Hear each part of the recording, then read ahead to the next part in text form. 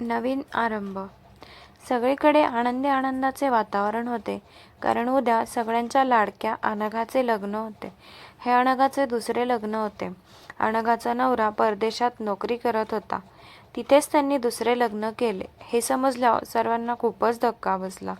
अनघासाठी हे फारच धक्कादायक होते. त्यावेळी तिच्या सासूबाई तिच्याबरोबर ठामपणे उभ्या राहिल्या.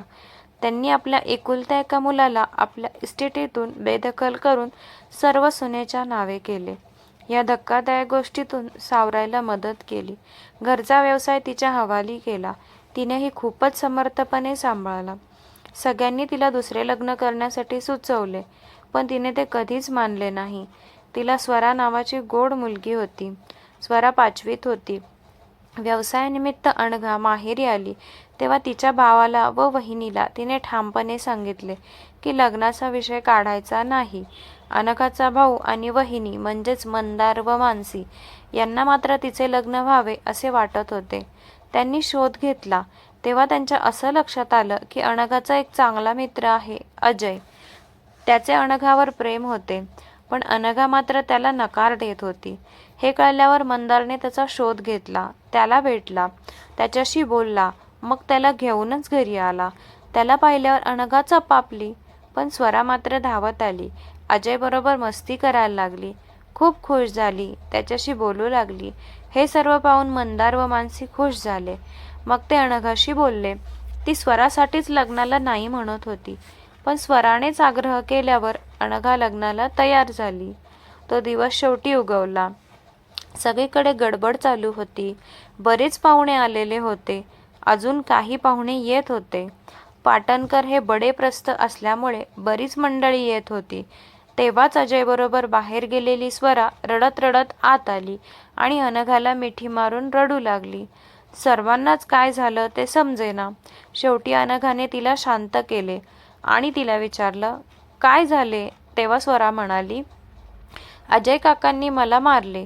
सर्वांनाच खूप आश्चर्य वाटले. अनघानेही आश्चर्य वाटून विचारलं, अजयने तुला मारलं? पण का? त्यावर स्वरा म्हणाली, माहीत नाही, उगाचच. त्याला मी आवडत नाही. तो आपल्याला एकत्र ठेवणार नाही, लांब लांब करणार, आपली ताटातूट करणार. तू हे लग्न करू नकोस.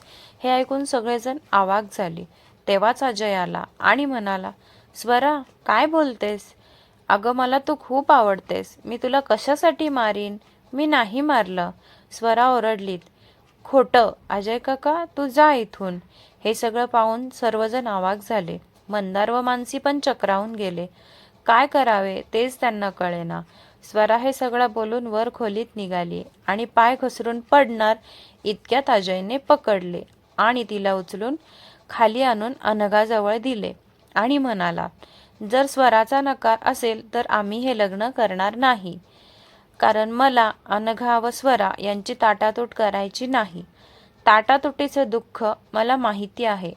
शिवाय अनघा इतकीच स्वराही मला आवडते.